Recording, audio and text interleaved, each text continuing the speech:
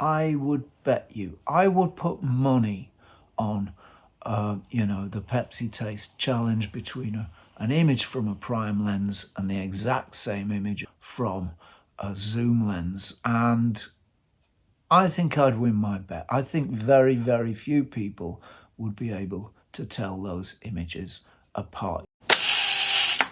Well, hello everybody. Thank you once again for checking in. Me and my favourite hat are back to bring you another issue of Xenography, and today we're going to talk about some nice, cheap kit zooms. Now, we've talked a lot about very fancy lenses on this show and some pretty humble ones as well, but probably the humblest of the lot are lenses like this one. The humble zoom that were supplied as kit lenses for all of the major brands of camera. And there's plenty here. Here's a Vivitar one with, what's this one got? 28 to 70, 3.4 to 4.8. That's actually quite a nice lens.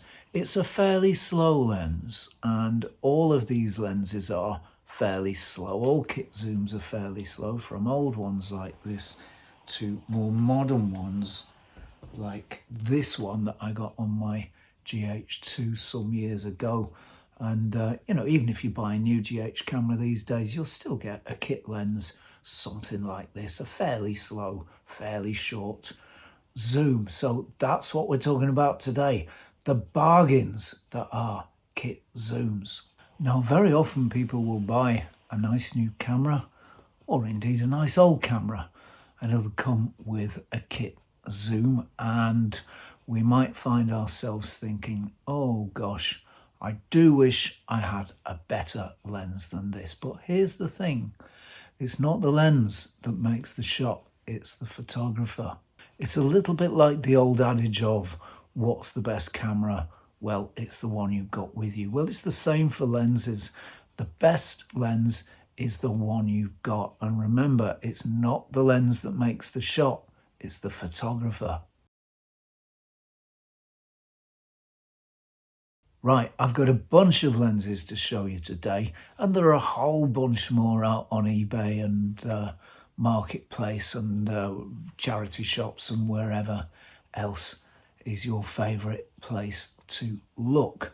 And I think they're all really slow. I've shown you this Vivitar. This is a 3.4 to 4.8, 28 to 70. So that's a really useful little lens. And one of the great things about these lenses, these kit zooms, is that they are versatile. They're designed to allow you to cover a range of shooting situations and a range of shots. So we've got 28 at the wide end, which is pretty wide for a zoom, actually. This is a short zoom.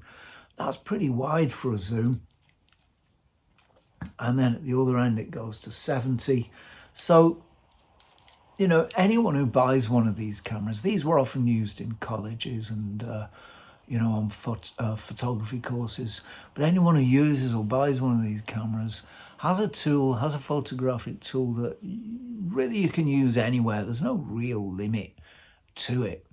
And all right, if you're shooting on film, there's going to be some limitations because of this slow aperture that they all have, unless you get a very fancy one. All kit zooms have a very slow, well, I don't know about very slow, but slow aperture, around about 3.5 or f4. So if you're shooting on film, that could be a handicap. You're going to need a pretty fast film if you're shooting in low light with one of these. So if you're on film, keep this to good light. But if you're shooting on digital, it just doesn't matter. The speed of your lens is really unimportant, because you can whack up that ISO. What do ISOs go up to now? 30, 40, 50,000 with, very little degradation before that point, or not too much anyway. So you can use one of these lenses anywhere, pretty much in any light, if you're using it on digital, and that makes them extremely versatile. Let's see what else we've got.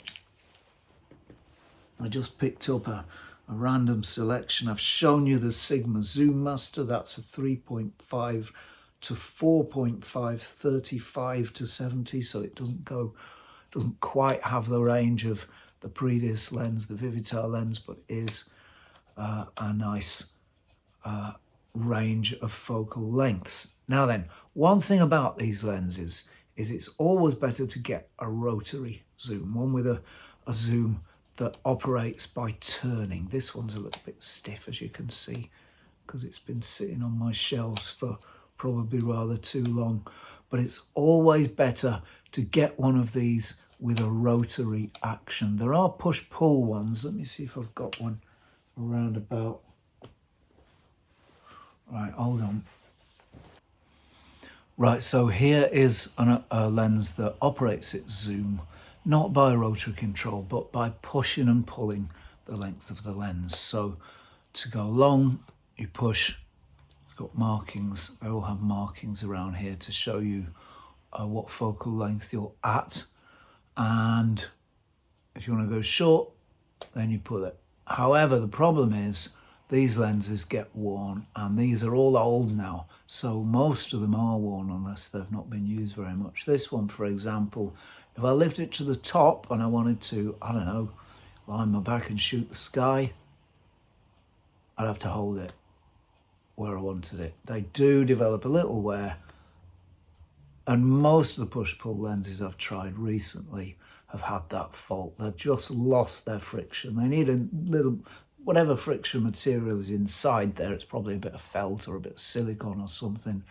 It needs renewing, but of course they're such low value lenses, they never get renewed. So push-pull's all right, you know, it works. I've used them fine because most of my shooting is horizontal, but for anything that gets even a bit vertical, there's a danger that, this one's not so bad in that position, but there's a danger it could start just losing its focal length on you, which is quite annoying, but you can work around it if you get it really cheap, I guess.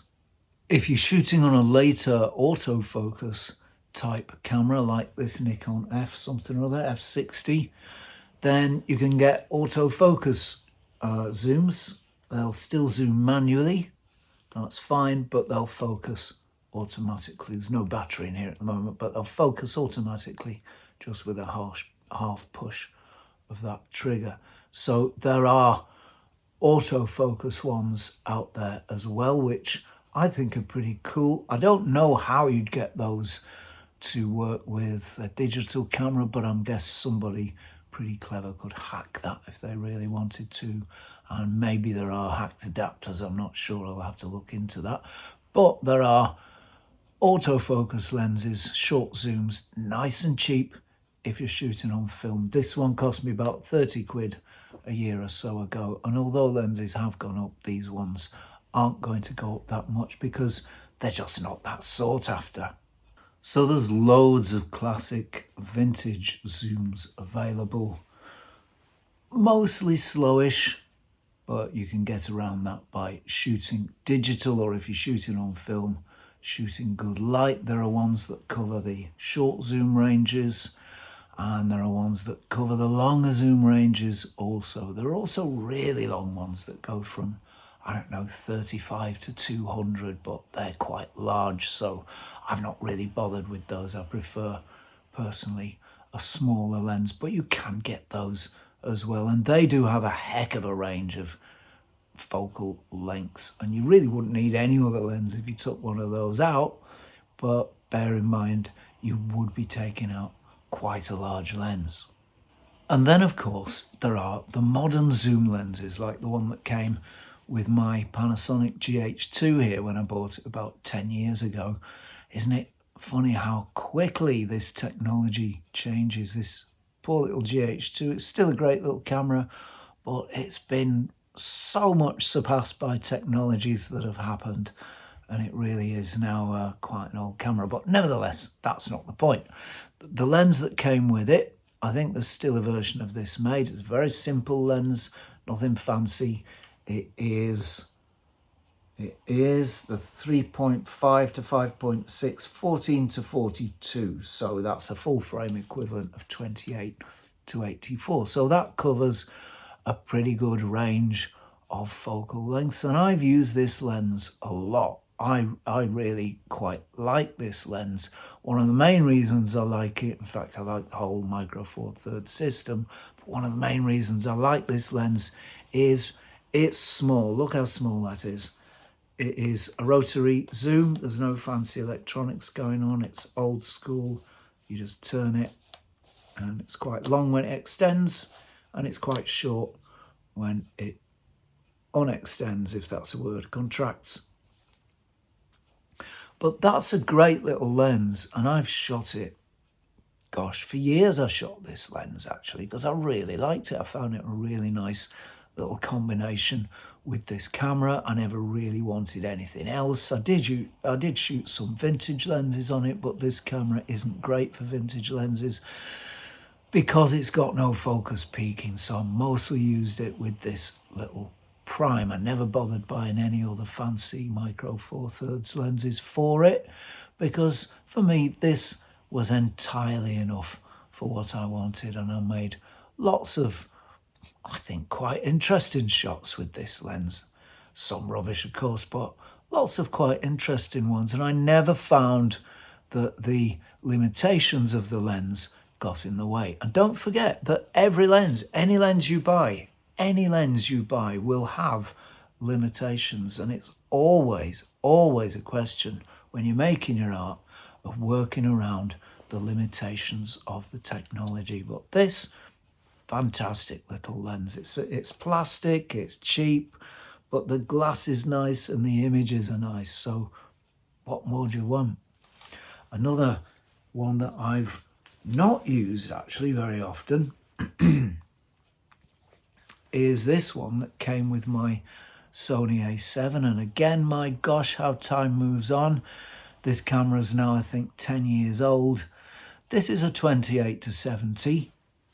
I think it's 3.5 to 5.6, this one, 28 to 70 OSS, whatever that means, optical stabilization system or something, maybe. That sounds plausible. It does go down to 30 centimeters, which is a nice close distance. I do appreciate that. And actually an interesting comparison is with the Vivitar 28 to 70. Now you can see that those lenses are quite different sizes. They're about as long as each other. Actually, the Sony is longer, if you look there. The Vivitar's the shorter by about half an inch. They are, the Sony is wider, much wider. It's, I don't know, 20% wider, but only at the point where they meet. The glasses they are reasonably, relatively similar size. Let me get the dust off that one so I can show you.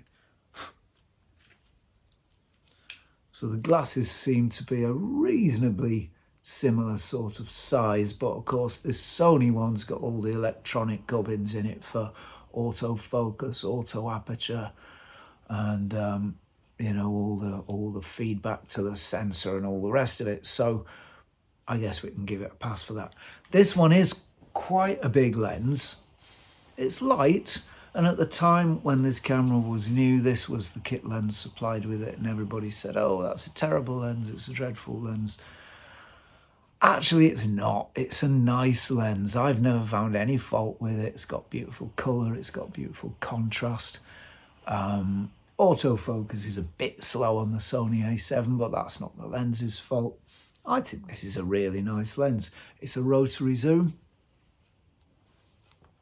and it's also got a manual focus control, which is nice and smooth, just as the little thingy Panasonic one does as well. But I've not used this lens much, and really I've not used it much because I bought this camera to shoot vintage lenses on. That was really what I bought it for. So this lens has not been used much, but not because it's a bad lens, just because I've been shooting mostly the vintage stuff on this camera. Another modern kit I have here, modern kit lens, very humble sort of thing, is the one that I've got on my Sony X-T3 here. This came with a Sony Fujifilm X-T3. This lens came with a Fujifilm X-T1 that I bought some years ago, 3 or 4 years ago. And it's actually the lens that was supplied with the smaller Fujifilm cameras like the X100 or I think the X100C. You know, the less expensive Fujifilm cameras came with this lens, but it ended up on an X-T1 I bought, so that was fine. It's a 15 to 45, so that's a fairly short zoom. That's about, oh, now I've got to do sums. What's a third of 15? What's a half of 15? It's about 12, is it? 12 and a half, something like that. No, it isn't. Right, I've worked it out. So half of 15 is 7.5. So if we add 7.5 again to 15, we get 16, 17, 18, 19, 20, 22.5. So at its widest end, this is a full frame equivalent of 22 millimeters. And at its longest end, 45, this is a full frame equivalent of what's half 45, 22.5. So about a 67, 70 mil, something like that. This is a really fantastic lens. Again, it's nothing special. It's pretty slow. It's f 3.5 to 5.6 in the manner of kit zooms. But I've made some really nice images with this, and I'm absolutely stunned how sharp it is. I think this is the most sharp lens that I've ever shot. Actually, I don't think I've ever shot a sharper one than this. And there are times when I find myself thinking, gosh, this lens is a little bit too sharp, but maybe that's just an aesthetic that I need to get used to. You know, I've come from the days of film and blah, blah, blah. Maybe that's an aesthetic, a modern aesthetic that I just need to get used to. It's incredibly sharp. It will, like all of these kit lenses, the old and the moderns, it will make some nice background blur, particularly at the long end, and particularly if you stay close to your subject. It's not a blur monster. None of these lenses are blur monsters, but do you really want a blur monster? They can all make some blur, and if you know how to do it, that is keep close and open up as far as you can and go to the long end of the lens. Then you'll get your blur. You know, you can make some really nice blur with these lenses, and those are usually the situations you need them in. You don't usually need blur if you're taking a wide shot. What would you need blur for there? So I would submit these lenses are just as usable for getting every photographic effect, including nice background blur and bokeh from our shots. So to sum up the good points about kit zooms, firstly, they're cheap and very readily available. The market is just flooded with these things. Very few people want them, and they're really, really cheap. And you might get one for really, really, really cheap if you're, patient. They are said to be technically less good than primes, and I think that may be true for some of the older zooms. They do contain compromises, and of course the modern ones contain compromises, but because they're designed by computer, those compromises are fewer.